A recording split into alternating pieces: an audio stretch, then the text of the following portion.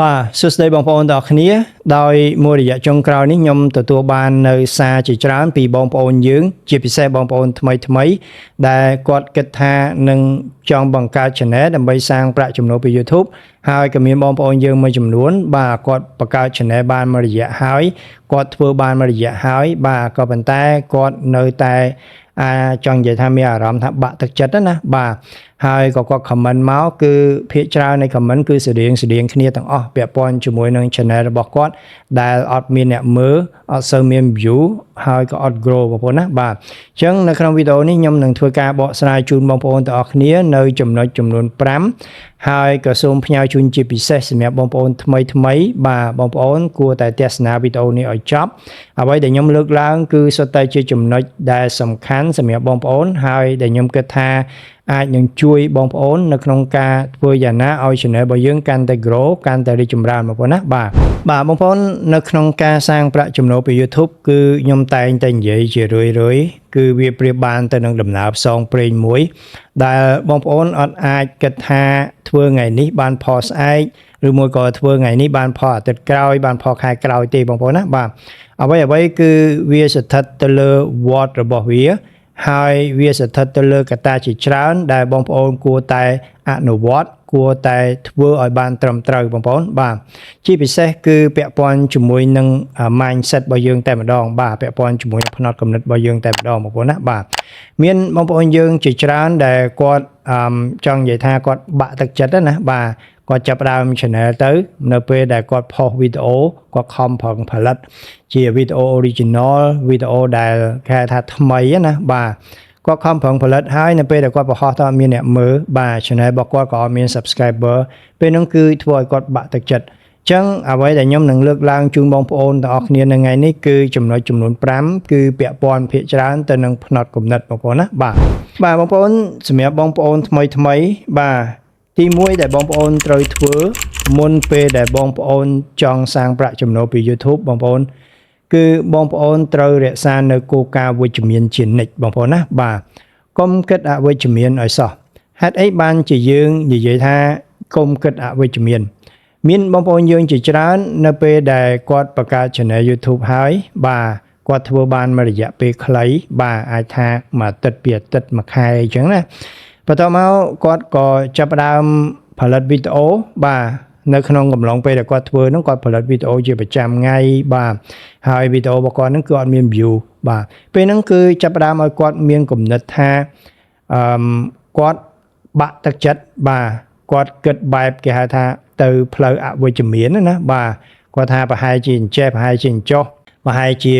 អាចនិយាយបានថា channel របស់គាត់មានបញ្ហានេះ channel របស់គាត់មានបញ្ហានោះអីចឹងណាបាទអញ្ចឹងធ្វើឲ្យគាត់គិតទៅបែបអវិជ្ជមានហើយចុងក្រោយគឺគាត់បោះបង់តែម្ដងចំណុចនេះដែលខ្ញុំចង់និយាយបងប្អូននៅពេលដែលបងប្អូនបង្កើត channel ដំបូងបាទបងប្អូនកុំរំពឹងថាបង្កើតថ្ងៃហ្នឹងបានផលស្អែកឬមួយក៏បានផលអាទិត្យក្រោយឬមួយក៏បានផលនៅខែក្រោយអសោះអ្វីគឺដូចខ្ញុំជំរាបចឹងគឺវាមានវត្តរបស់វាបងប្អូនណាបាទអញ្ចឹងនៅពេលដែលបងប្អូនផុសវីដេអូទៅបាទមិនថាវីដេអូរបស់បងប្អូនទទួលបាន view ក៏ដោយឬមួយក៏អត់ view ក៏ដោយបងប្អូនត្រូវតែរក្សានៅគោលការណ៍វិជ្ជមានជានិច្ចបងប្អូនអាចគិតថាប្រហែលជា channel របស់យើងថ្មីបាទទើបតែមួយខែទើបតែ2ខែហើយអត់សូវមានអ្នកស្គាល់អីចឹងណាបាទឬមួយក៏បងប្អូនអាចគិតថា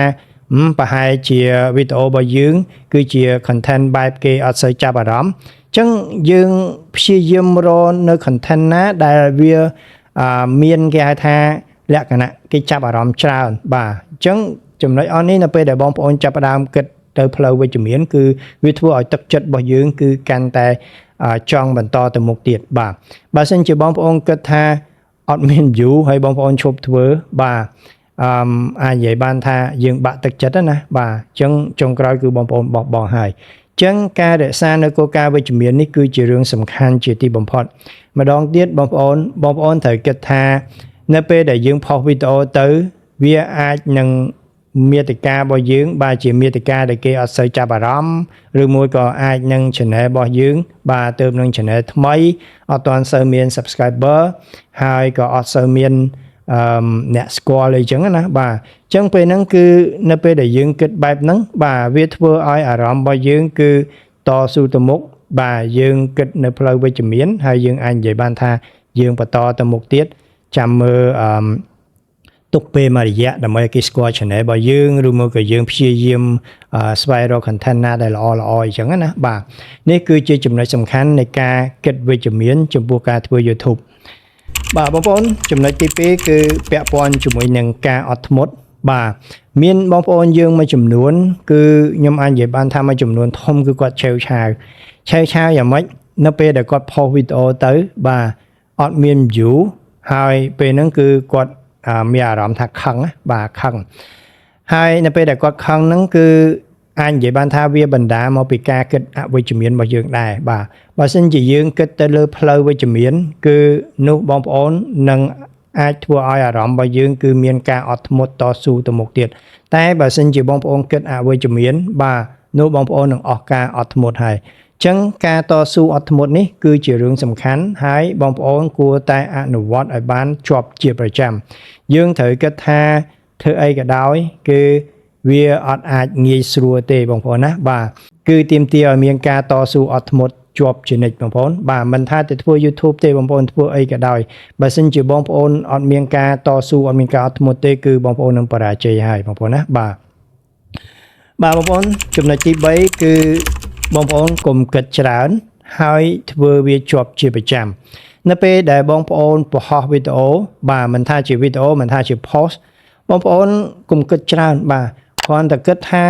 អ្វីដែលយើងបង្ហោះទៅគឺជាចំណេះដឹងគឺជាបទពិសោធន៍ដែលយើងចង់ចែករំលែកទៅមហាជន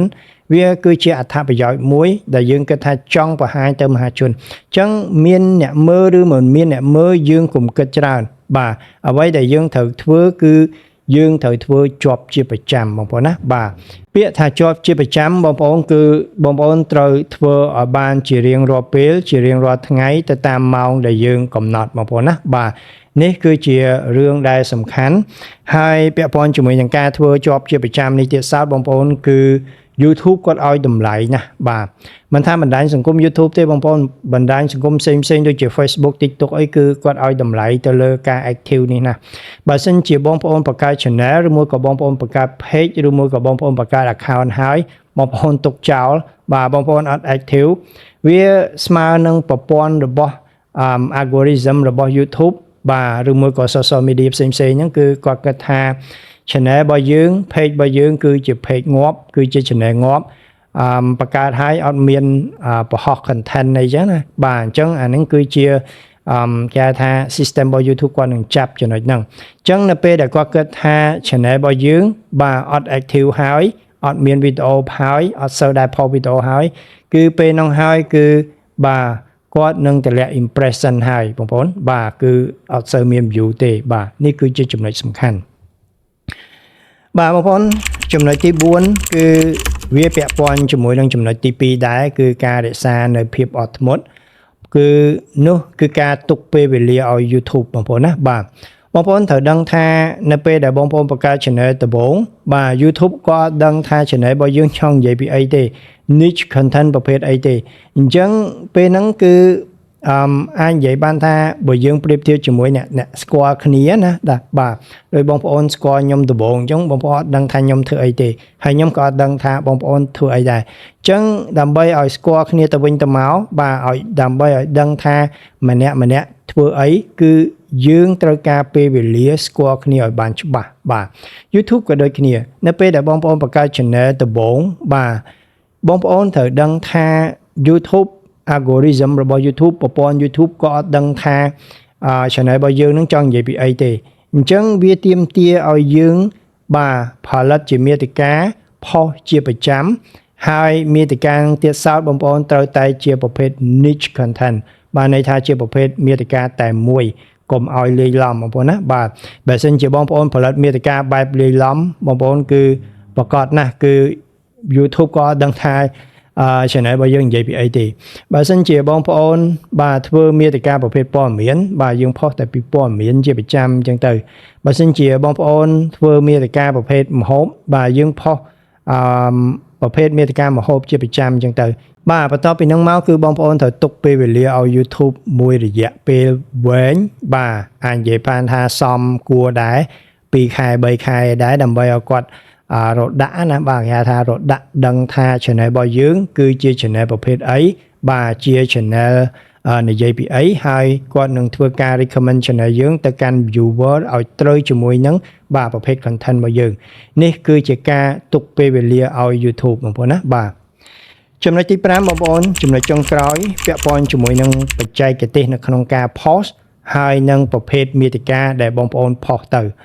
បាទបងប្អូនជាបទពិសោធន៍របស់ខ្ញុំកន្លងមកបច្ចេកទេសគឺជារឿងសំខាន់មែនបងប្អូនណាបាទក៏ប៉ុន្តែប្រភេទមាតិកាប្រភេទរឿងគឺមានសារៈសំខាន់ខ្លាំងជាងនឹងទៅទៀតបច្ចេកទេសមិនថាបងប្អូន post បាទនៅក្នុងម៉ោងណាបាទ post ត្រឹមត្រូវតាមម៉ោងហើយបាទមានគេថាដាក់ title ដាក់ description បាទ add card add end screen អីត្រឹមត្រូវអស់ហើយបាទក៏ប៉ុន្តែបើសិនជាប្រភេទរឿងរបស់យើងជាប្រភេទរឿងដែលអត់មានអ្នកចាប់អារម្មណ៍គឺគេអត់មើលទេបងប្អូនណាបាទនេះគឺជាបទពិសោធន៍ផ្ទាល់របស់ខ្ញុំអ្វីដែលបងប្អូនត្រូវធ្វើសំខាន់បាទទី1បាទបងប្អូនត្រូវដឹងថានៅពេលដែលបងប្អូនចូលទៅកាន់បណ្ដាញសង្គម YouTube បងប្អូនមើលអីមុនគេបាទទី1គឺ thumbnail បងប្អូនណាបាទ thumbnail គឺត្រូវតែតាក់ទាញនៅពេលដែល thumbnail តាក់ទាញហើយគឺបងប្អូននឹងមើល title ចំណងជើងបាទចំណងជើងនិយាយពីអីនៅពេលដែលចំណងជើងបាទជាចំណងជើងដែលតាក់ទាញហើយបងប្អូនប្រកាសជាចុចមើលវីដេអូហ្នឹងហើយអញ្ចឹងមិនថាចំណងជើងតាក់ទាញមិនថា thumbnail តាក់ទាញកម្រិតណាក៏ដោយនៅពេលដែលបងប្អូនចុចមើលវីដេអូហ្នឹងហើយវីដេអូហ្នឹងអត់មាន quality គេថាអត្ថន័យនៃមាតិកាអត់គួរឲ្យចាប់អារម្មណ៍ណាបាទអញ្ចឹងបងប្អូនប្រកាសណាស់គឺអត់មើលតទៅទៀតទេបងប្អូនចុចមើលបានតែមួយផ្លែតហ្នឹងហើយបន្ទាប់មកបងប្អូនបិទទៅវិញហើយនេះគឺជារឿងសំខាន់ប្រភេទមាតិកាខ្ញុំអាចនិយាយបានថាគឺជាបេះដូងនៃ channel របស់យើងនៅពេលដែលបងប្អូនព្យាយាមស្វែងរកនៅ topic ស្វែងរកនៅប្រធានបទណាដែលល្អដែលតាក់ទាញវាត្រូវនឹងចំណាប់អារម្មណ៍របស់ប្រជាជនចំណាប់អារម្មណ៍របស់មហាជននៅក្នុងសង្គមនាពេលបច្ចុប្បន្នហ្នឹងបាទគឺបងប្អូនប្រកាសជាទទួលបាន view ហើយអ្វីដែលសំខាន់បងប្អូនគឺ